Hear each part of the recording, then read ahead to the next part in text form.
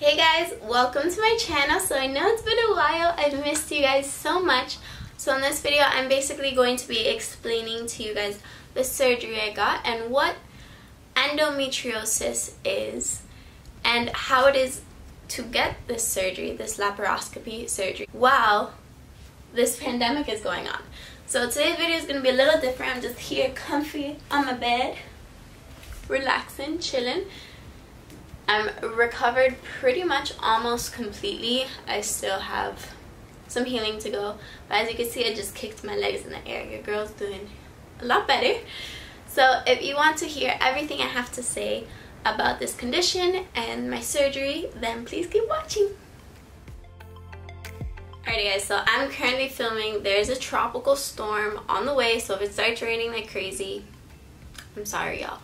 But I'm just going to start by explaining what endometriosis is.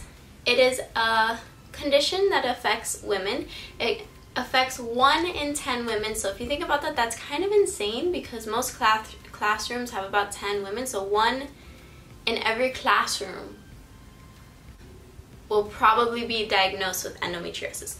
So what this is it's a condition where the endometrial tissue, which is what grows inside of your uterus, actually also grows outside of your uterus. So as many women may know, when you get your period, your monthly friend, your endometrial tissue sheds and leaves your body. But if it grows outside of your organs, it will shed and it has nowhere to go. So it just kind of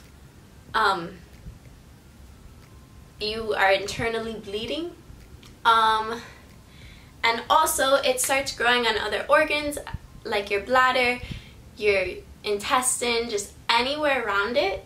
It can start growing on that, and to be honest, the outside of your organs are not supposed to have anything growing on them, so it causes pain, cramping. It's just not healthy for your body. Like, even if you had no symptoms at all, you shouldn't have stuff growing and shedding and creating scar tissue on the outside of your organs. So I will leave a link down below of kind of like an in-depth explanation of endometriosis.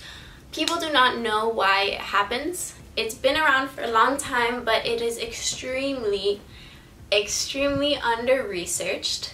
There's actually a lot of organizations raising money to help fund the research of endometriosis because really the only way to diagnose it at this point right now is through surgery, and the only way to treat it is through surgery, and that's kind of intense, you know?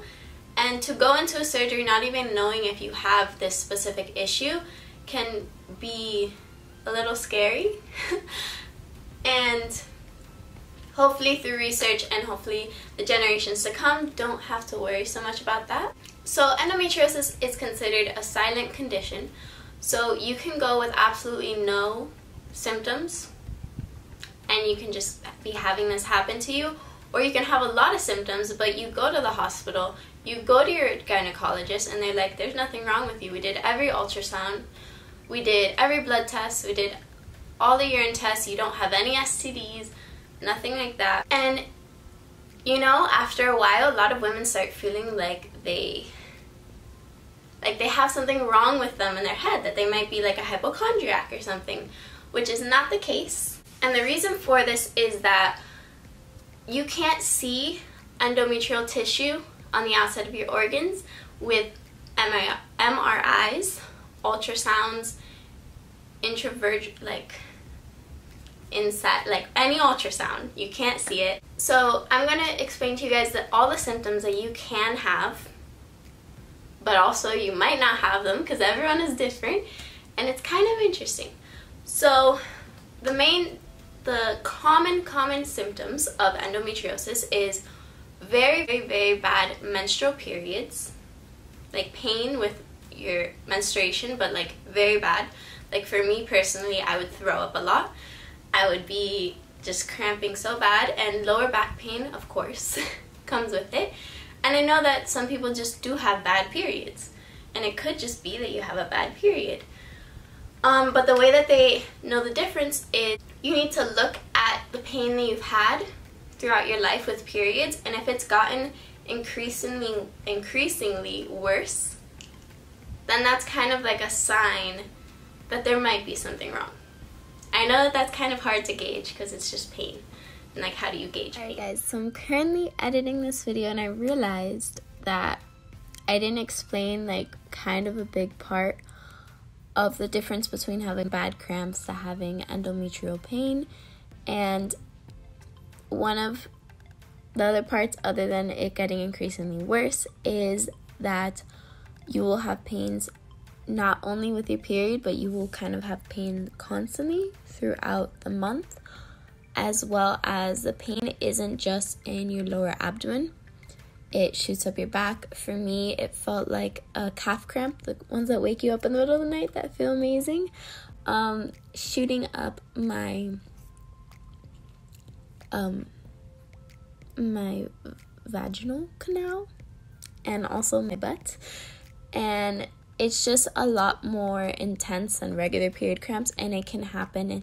It starts happening more frequently. So again, instead of it just happening during periods, instead of you having bad cramps just during periods, and like I was saying, during intercourse as well, or after intercourse, it starts happening through random times throughout the month, and it becomes more of a common thing.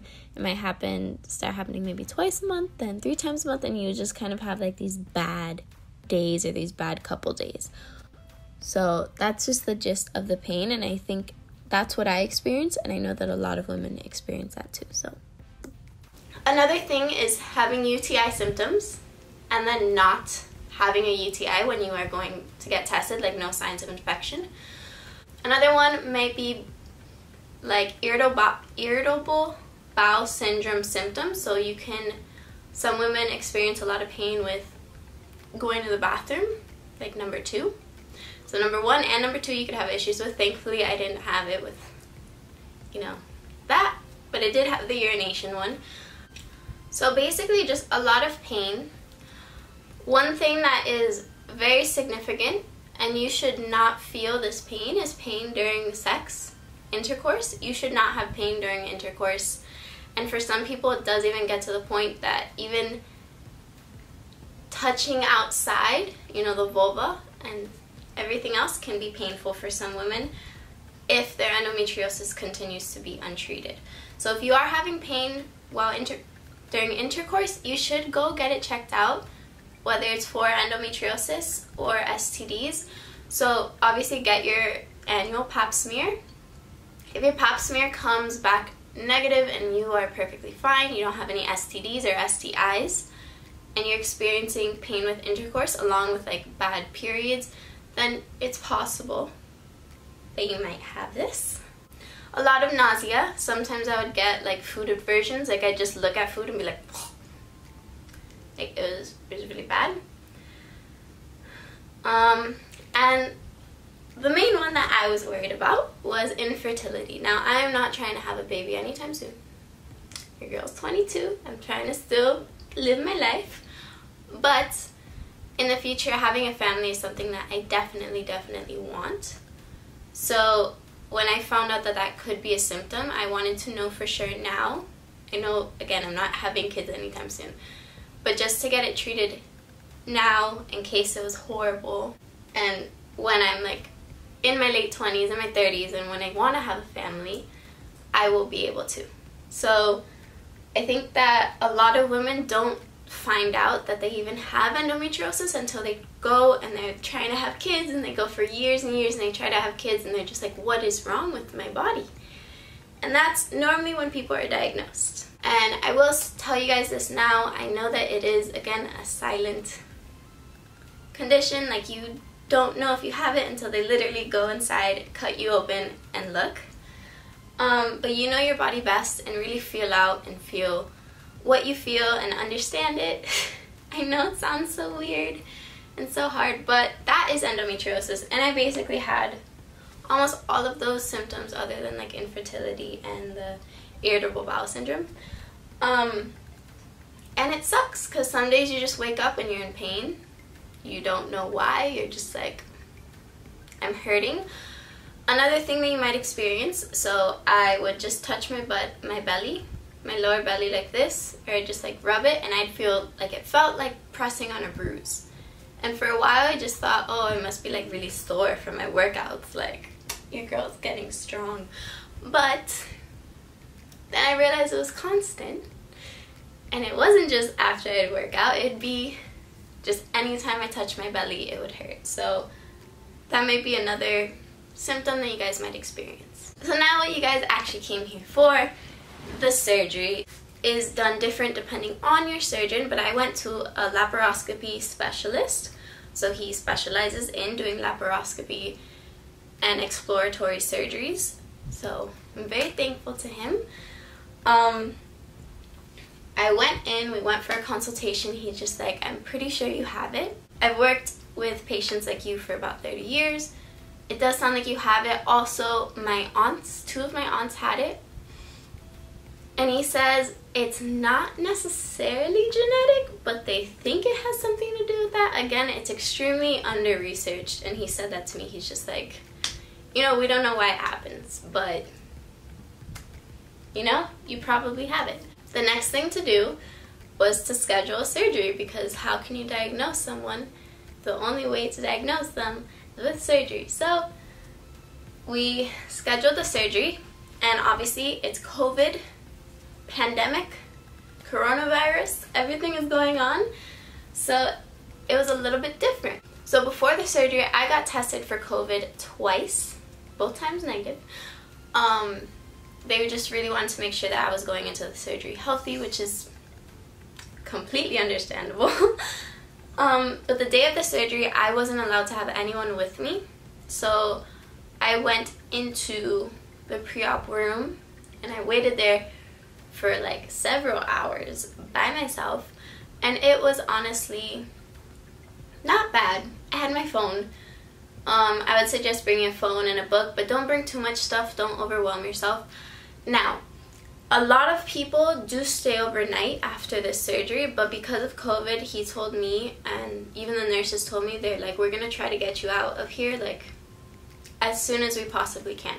So normally the way that you're able to leave the hospital after this surgery is doing a good urination.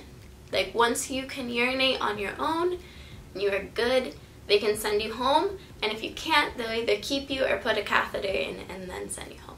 So I knew in my head, I was like, I have to pee. I don't want a catheter, and I don't want to stay overnight by myself. So I was like, I'm gonna pee after this surgery.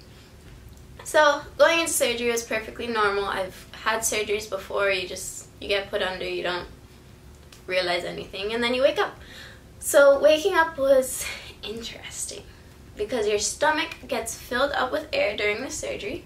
They fill up your whole stomach with air so that they can move around your organs and like really see everything that's going on in your belly. So when you wake up, you kind of feel like heavy, and like there's pressure there in your stomach because of the air, and then also like a slight amount of pain, but also you're under medication, so it's not that bad. You do feel a little bit nauseous. I felt nauseous, but I wasn't throwing up, which was good. But some people do throw up, and some people are very, very, very sick when they wake up. And in that case, they'll probably keep you in the hospital for longer. But for me, I was doing good. They took me to the bathroom. They're like, honey, you need to get up. We need to go see if you can pee. Your parents are on the way. They were really trying to get me out of there. And the nurses were like, this girl slept too long. Let's get her out of here. Apparently, I slept for like an hour and a half after the surgery, because I was just like, I'm going to show you guys my stomach so I kind of explain to you. So, also, for recovery, you might find that clothes are kind of rough against your skin. I have very sensitive skin. So I have like this silk scarf just blocking the clothes from touching me, because I don't really have silk clothing. Even my softest clothing, like these are extremely soft, aren't even soft enough for my skin. So I have an incision here. So it's an incision and then 4 dots around it. So it's like a little line and then 1, 2. Like 1, 2, 3, 4. And then you have one here that I'm not going to show you guys, and then one here. So what they do is they first make the belly button incision, and they go in, they fill you up with air, then they stick a camera with a little light in it and look around, and then they stick, for me it was a robotic arm, which is why it has a little, like, it's like a little incision and like 4 around it, because it was kind of like a little went inside my belly and was kind of just like looking around. And then the 2 ones on the side were so they can cut out the endometrium tissue that was on my ovaries. So I was stage 2, and I was in very much of a shock when I found out that, because my pain was like through the roof sometimes. And again, I'm someone who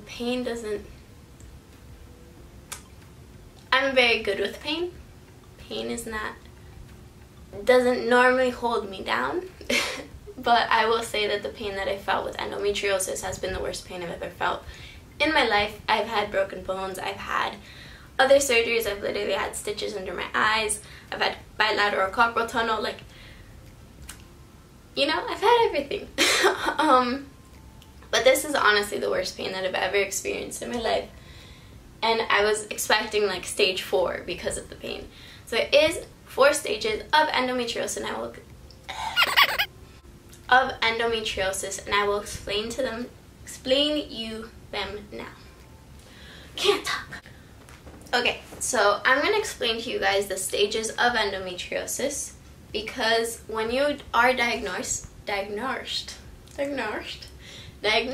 with endometriosis, you are put into a specific stage. I'm going to read what it says on the internet, what the stages are. So stage 1 is minimal amount of endometrium, few superficial implants. So the implants are considered like the scarring or very intense cyst around your ovaries. And then stage 2 would be mild. So mild, it's like not a lot, it's not on all your organs, it might just be around your uterus, it might be on a few surrounding organs, but it's not bad at all. And then the implants and the scarring is a little bit deeper. Then stage 3 would be moderate, many deep implants, small cysts on one or both ovaries, presence of filmy adhesions. So adhesions is basically what can happen with endometriosis, is that you can get so much and it can grow all together that your organs will adhere to themselves or to each other. So your ovaries can adhere to your uterus, and your fallopian tubes can have like stuff on them and scarring. I'll put like a photo maybe if I can find one that's not gross. And that's why infertility happens, and that's also why it hurts.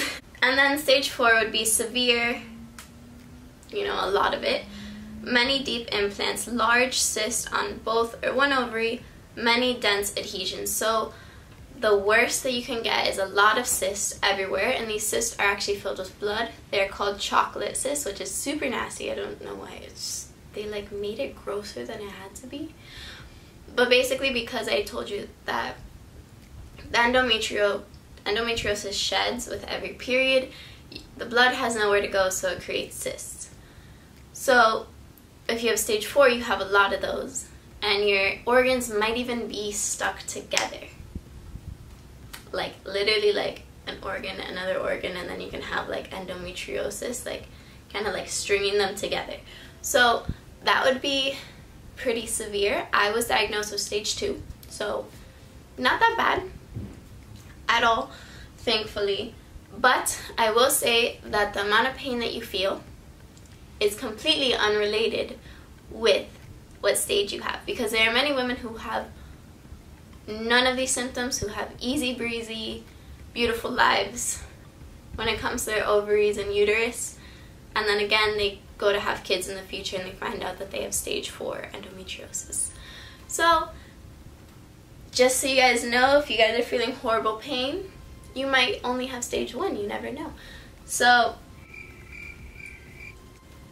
That's how you are basically diagnosed with it without surgery, and then you're given a stage. And then from now on, the next time I go into the doctor, we are going to create a plan on how to kind of keep it away for longer so that I can have a lot more pain-free years and more fertile years.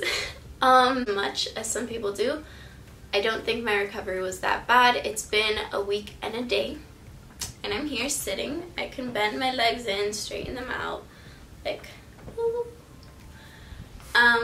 it hurts today around the incisions, and you know, I can't do any heavy lifting, I can't do anything crazy, I can't work out yet.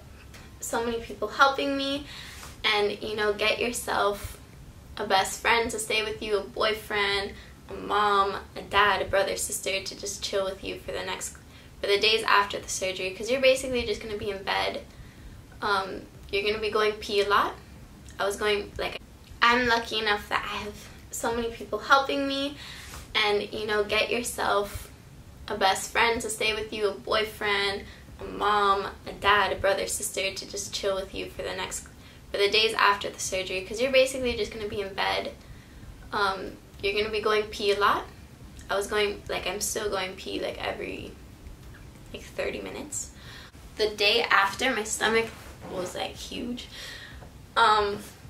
So the bloating has gone down. Everything has basically gone down. It's been again a week and a day. So, you know, everything's going good. I will say it hurts. The shoulder pain hurts because gas is trying to leave your body, so you get a lot of pressure. I was even having a hard time breathing. Like, there was times where I was like, because the gas was kind of pressing, like I felt like it pressing right here, kind of. It was very strange. Even now I have a little bit of a hard time talking. Like, this is the most I've talked, and I'm like out of breath. It would look, because maybe I'm just a very vain person, but I've liked my stomach for a long time, and I work hard to keep my stomach in shape and all of that stuff, so I was kind of worried about the scarring, which I shouldn't have. So I'm still basically recovering. I still can't do anything too crazy. I will show you guys the incisions when they're more exposed. I still have like the surgical tape on them, which is holding the incisions together mostly. So once those have fallen off and everything starts healing, I definitely will update you guys either on Instagram or here on how it looks happening, and I was going to the doctor, and you know, if you guys want a more in-depth version of my recovery, I just kind of wanted to get on here and inform you guys, because not many people even know that this exists. Even some gynecologists don't know about this condition. It's a condition, and it's not a disease. If any of you guys are going to be getting this surgery soon, I wish you the best of luck, and if you are getting it during COVID, just know you'll be alone unless your hospital has a different thing. I know that I was completely alone for many hours, and I woke up and I was still, you know, it was. So I just kind of wanted to make this video more to spread awareness, and if any of you guys are going to be getting this surgery soon, I wish you the best of luck, and if you are getting it during COVID, just know you'll be alone unless your hospital has a different thing. I know that I was completely alone for many hours, and I woke up and I was still, you know, it was not the easiest thing, but you know, I'm really good at distracting myself. So I think that that's what you have to do if you are getting it during COVID. It's told that they just have bad periods, or they just have no pain tolerance. And it's a lot more than that, because you can actually damage your organs. You can become infertile. You keep on top of your body and do what you need for yourself. And the tropical storm is starting. Oh my god. You guys see that? I don't know if you guys can see it. I'll show you guys in a second. But again, if you guys want a more in-depth, a more personal version, a lot of stuff can happen, and I think it's very important that you keep on top of your body and do what you need for yourself. And the tropical storm is starting. Oh my god. You guys see that? I don't know if you guys can see it. I'll show you guys in a second. But again, if you guys want a more in-depth, a more personal version of all of this. I talked so much. Then please let me know down below. I will be getting back to my makeup and my hair and my beauty and all of that next video. But stay healthy. So if you guys enjoyed this video, then please don't forget to give me a thumbs up and ask me any questions down below. DM me on Instagram, anything like that. I'm still in recovery basically. I'm very happy to be back filming, so this is probably the most I've done.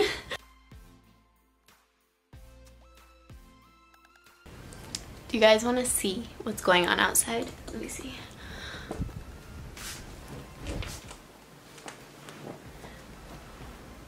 Can you guys see? Wait. I'm gonna wait.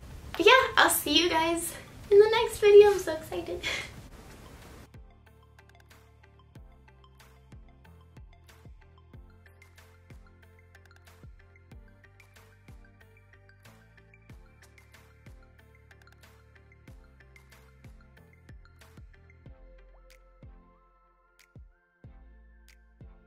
Apparently the wind doesn't want to happen anymore, but it was super windy.